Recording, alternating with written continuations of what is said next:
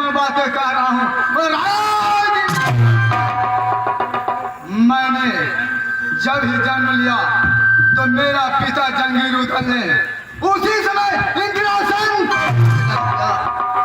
अभी मैं जो अपने इंद्रासन पाठशाले जा रहा था तो अचानक देखा मेरे कानों में गूंजे हुए एक आवाज, या महोबा के अंदर मैं अपनी माँ का पास जाऊंगा और सारा खबर लूंगा यह राज महोबे के अंदर क्या खुशखबरी है।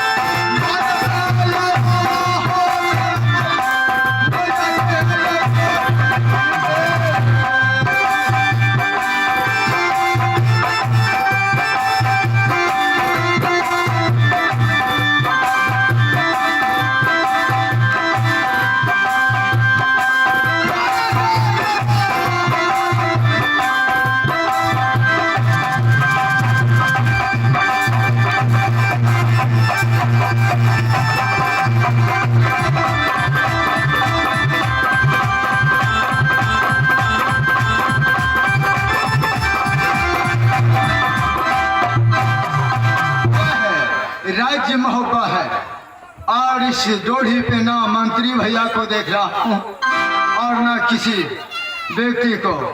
मैं अपने मंत्री भैया को आवाज लगाता हूँ।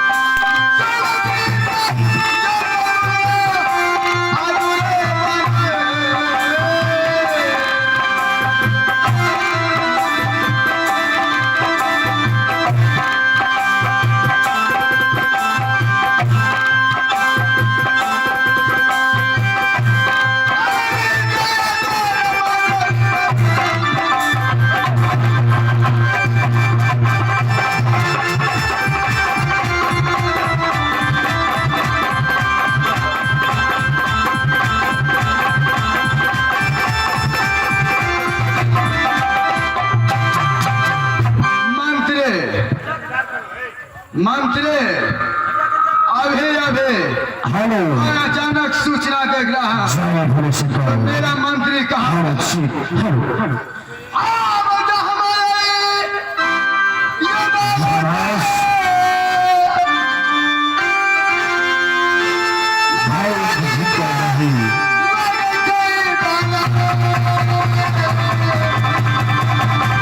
जय भोले शंकर हे महादेव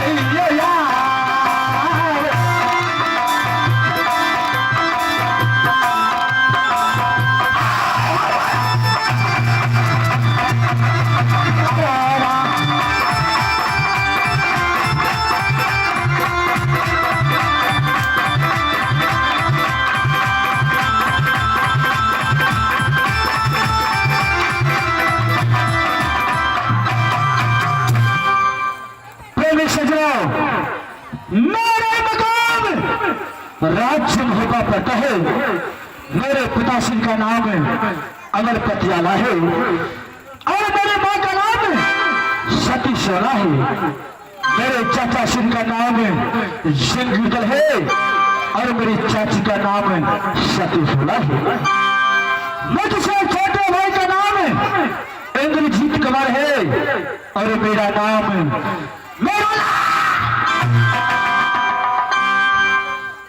मगर विशेष की बात हो रही है परमात्मा। जब से मैं पैदा हुआ राज्य हो रहे अपनी मां के उधर से लगभग 12 साल हो जाने के बाद मेरे मां और पिता से समस्त परिवार मिलकर के हम दोनों भाई को दिल्ली कॉलेज भिजवा दिया पढ़ाई लिखाई करने के लिए। आज लगभग एक दिल्ली कॉलेज में 6 महीना गुजर रहा है। आज तक मोहब्बत से ना तो कोई संवाद और ना तो कोई परमाना आया है भैया। आज इस वक्त ना जाने मेरे भाई अपने कॉलेज करके महल तक आ चुका है। मैं जाता हूं अपने भाई इंद्रजीत से मिलने के लिए। अपने भाई से मिलने के बाद एक कुशल समाचार को समझ लूंगा, उसके बाद मैं आगे के लिए सोचूंगा।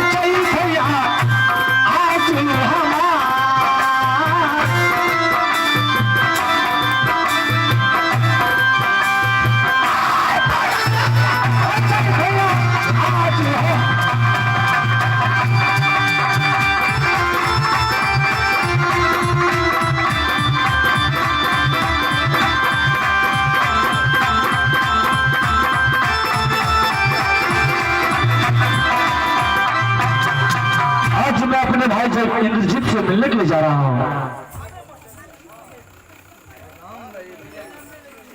एक वस्त्र है मेरे भाई इंद्रजीत, मेरे भाई इंद्रजीत।